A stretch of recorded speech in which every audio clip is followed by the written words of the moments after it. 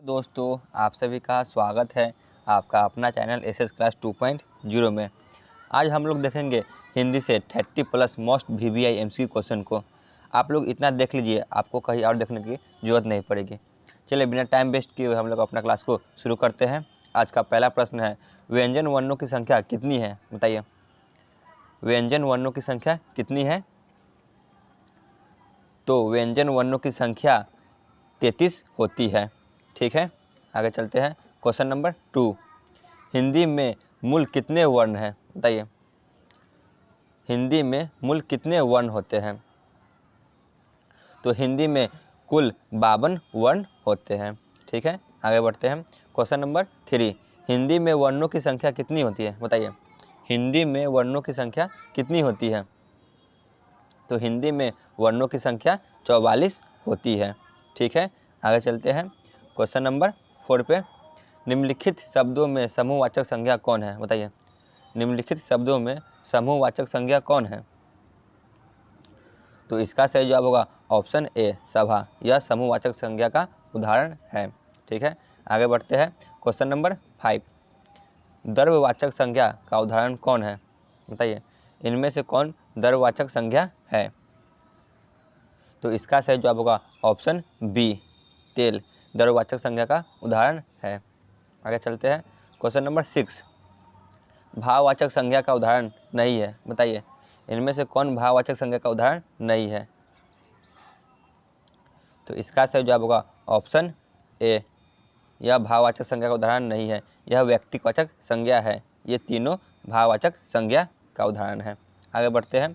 Question number 7, वृक्ष से पत्ते गिरते हैं। बताइए, कौन सा कारक का है? वृक्ष से पत्ते गिरते हैं, बताइए, से कौन सा कारक का विभक्ति चिन्ह है? बताइए, कौन सा कारक का होगा? तो इसका सही जवाब होगा ऑप्शन सी, अपादान कारक का। ठीक है, आगे चलते हैं। क्वेश्चन नंबर 8 पे। क्वेश्चन नंबर 8, गीता को तेज बुखार है। बताइए, कौन सा कारक है? गीता को तेज बुखार है, इसमें को किस कारक का विभक्ति चिन्ह है? तो इसका सही जवाब होगा ऑप्शन ए, कर्म कारक का विभक्ति चिन्ह है। ठीक है, आगे बढ़ते हैं। क्वेश्चन नंबर 9, वह घर से बाहर गया। बताइए, वह घर से बाहर गया, कौन सा कारक है? बाहर जा रहा है। ठीक है, कौन सा कारक है? तो इसका सही जवाब होगा ऑप्शन डी, अपादान कारक है। आगे चलते हैं। क्वेश्चन नंबर 10, निश्चयवाचक सर्वनाम कौन है? बताइए, इनमें से कौन निश्चयवाचक सर्वनाम का उदाहरण है? क्या होगा? बताइए। तो इसका सही जवाब होगा ऑप्शन डी, यह निश्चयवाचक सर्वनाम का उदाहरण है। आगे बढ़ते हैं। क्वेश्चन नंबर 11, निम्नलिखित में से कौन सर्वनाम का उदाहरण है? बताइए, इनमें से कौन सर्वनाम का उदाहरण है? तो इसका सही जवाब होगा ऑप्शन डी, मैं।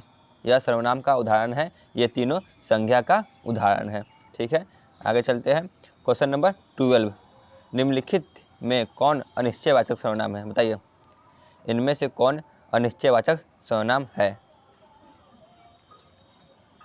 तो इसका सही जवाब होगा ऑप्शन सी, कोई। यह अनिश्चयवाचक सर्वनाम का उदाहरण है। आगे बढ़ते हैं। क्वेश्चन नंबर 13, आदर का विशेषण क्या होगा? बताइए, आदर का विशेषण क्या होगा? तो आदर का विशेषण होगा आदरणीय। ठीक है, आदर का आदरणीय। आगे चलते हैं। क्वेश्चन नंबर 14, यह गाय बहुत दूध देती है, इस वाक्य में यह क्या है? बताइए, यह किसके लिए प्रयोग किया गया है? यह संज्ञा है, सर्वनामिक विशेषण है, निश्चयवाचक सर्वनाम है, अनिश्चयवाचक सर्वनाम है? बताइए क्या है यह? तो यह सार्वनामिक विशेषण का उदाहरण है। ठीक है, आगे बढ़ते हैं। क्वेश्चन नंबर 15, गुणवाचक विशेषण का उदाहरण है। बताइए, इनमें से कौन गुणवाचक विशेषण का उदाहरण है? तो इसका सही जवाब होगा ऑप्शन डी, अच्छा। यह गुणवाचक विशेषण का उदाहरण है। आगे बढ़ते हैं।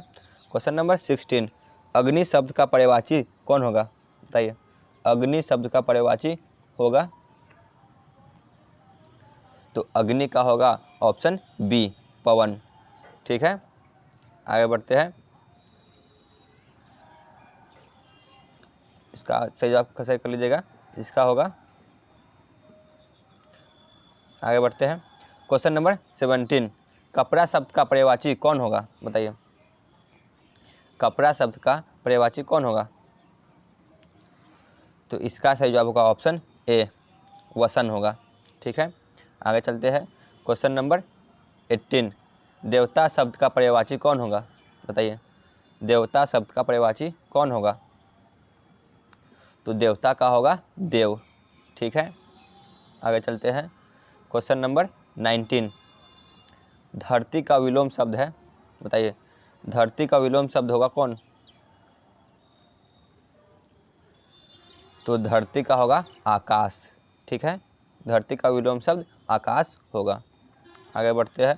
क्वेश्चन नंबर 20, आरंभ का विलोम शब्द है। बताइए, आरंभ का विलोम शब्द कौन होगा? क्या होगा? तो इसका सही जवाब होगा ऑप्शन ए, आरंभ का अंत होगा। ठीक है, आगे बढ़ते हैं। क्वेश्चन नंबर 21, आलसी का विलोम शब्द है। बताइए, आलसी का विलोम शब्द कौन होगा? तो आलसी का विलोम शब्द होगा परिश्रमी। ठीक है, आलसी का परिश्रमी। आगे चलते हैं।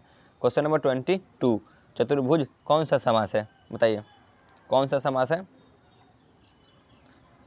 तो इसका सही जवाब होगा ऑप्शन बी, यह बहुब्रीहि समास है। ठीक है, आगे बढ़ते हैं। क्वेश्चन नंबर 23, त्रिलोक कौन सा समास है? बताइए, त्रिलोक कौन सा समास है?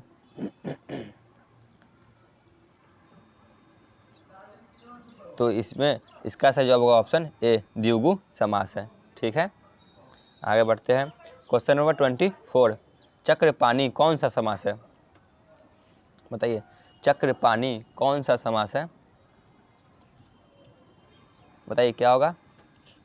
तो चक्रपाणी बहुब्रीहि समास है। ठीक है, आगे चलते हैं। क्वेश्चन नंबर 25, टिकाऊ में कौन सा प्रत्यय है? बताइए, टिकाऊ में कौन सा प्रत्यय है? तो इसका सही जवाब होगा ऑप्शन ए, टिकाऊ में आऊ प्रत्यय है। ठीक है, आगे बढ़ते हैं। क्वेश्चन नंबर 26, रुटेरा में कौन सा प्रत्यय है? बताइए, रुटेरा में कौन सा प्रत्यय है इनमें से? जल्दी बताइए। तो इसका सही जवाब होगा ऑप्शन सी, एरा। आगे बढ़ते हैं। क्वेश्चन नंबर 27, दर्शनीय में कौन सा प्रत्यय है? बताइए, दर्शनीय में कौन सा प्रत्यय है?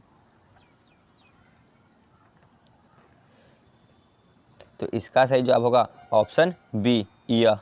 दर्शनीय में यह प्रत्यय है। आगे बढ़ते हैं। क्वेश्चन नंबर 28, जीवन भर को एक शब्द में क्या कहा जाता है? बताइए, जीवन भर को एक शब्द में क्या कहा जाता है? तो जीवन भर को एक शब्द में आजीवन कहा जाता है। ठीक है, क्या कहा जाता है? आजीवन कहा जाता है। चलते हैं हम लोग आज के अंतिम प्रश्न पे। क्वेश्चन नंबर 29, तीव्र बुद्धि वाला को एक शब्द में क्या कहा जाता है? बताइए, जो तीव्र बुद्धि वाला होता है उन्हें एक शब्द में क्या कहा जाता है? तो उन्हें एक शब्द में कुशाग्र कहा जाता है। ठीक है, तीव्र बुद्धि वाला को कुशाग्र कहा जाता है। ठीक है दोस्तों, आज का क्लास यहीं पे ख़त्म होता है। आप लोग चैनल को अवश्य सब्सक्राइब कर लीजिए। धन्यवाद।